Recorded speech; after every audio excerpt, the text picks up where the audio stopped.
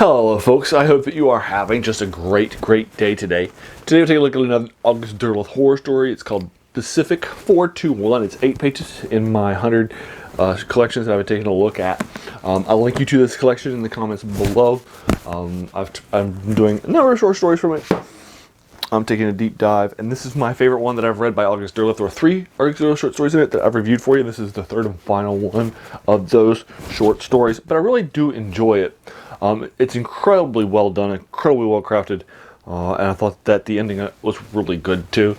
It's well paced. It leaves you wanting more. It's probably the best one by August Derleth in this series. It's also his oldest one.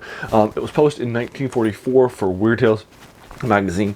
So it was definitely, years, decades into his career, whereas some of the other ones that we've read by him or some of the other writers that are in here are earlier in their careers. But here, in this case, it's actually coming in later on after he's learned some writing chops from, he's one of the proteges of H.P. Lovecraft.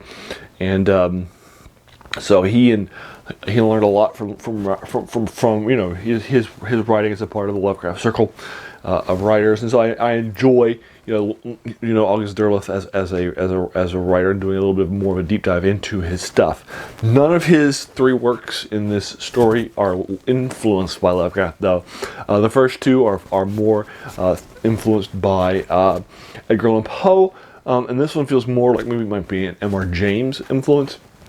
Less of a Poe or Lovecraft style to them in their writings. This is a little more M.R. James, I would feel, maybe more of an Edith Nesbit than it is more of either your traditional sort of The Cask of Amontillado or The Telltale Heart by Poe or something by Lovecraft in the Cthulhu mythos, or outside of it. It doesn't have those sorts of horror tropes to them. It's a little bit different, which I like. I think the story a stronger story as a result of that. So let's take a little bit of a look at Pacific 421. It's 8 pages in it. I read it last night for the first time while I was taking a bath. It took me maybe about 20 minutes to read because my collection's oversized, and that's it. And again, it left me one more, which is a good sign of a story. And it's a very, very strong story. It's my favorite short story I've read in this collection so far. And so I give it a 9 out of 10. I think it's a very strong story. But again, let's take a little bit of a look at what's happening. We're going to be, a guy has just bought a plot of land in the Missouri Delta, Missouri River area. And it's about 44 acres long. It's a pretty big plot of land. He wants to kind of get away from it. He wants to get away from his stepfather, who is his only living relative, who is incredibly annoying to him. And he desires the opportunity to kind of get away from it. And he wants to kind of get a chance to get a feel for this land.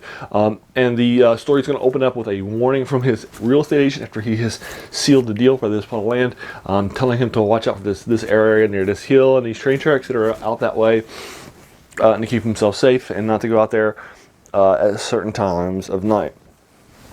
And this ignites the curiosity of our protagonist. So our protagonist heads out there, and then while getting things, and he sees a train, the Pacific 421, coming through which is what the short story is named after, coming through the area, and then he sees it crash, but it can't have crashed. It looks like it was about to crash, but then the debris of the crash is not there. And so he goes and he takes a look at the train schedule and tries to find out more information about what's happening and what this train was and what he saw. And was it a ghost train? Was it a real thing? When is the 421 coming back again? So he's going to start to do some research into the story and find out what's happening. And that's the story. It's like 8 pages long. And I enjoyed it. I thought it was very well done, very well descriptive by Derleth. He doesn't spend too much time. It's not a couple pages too long or too short. I think that it's well done, paced well, described well. I think it's a very, very strong short story. And in fact, it's my favorite short story I've read about August Derleth at all, period.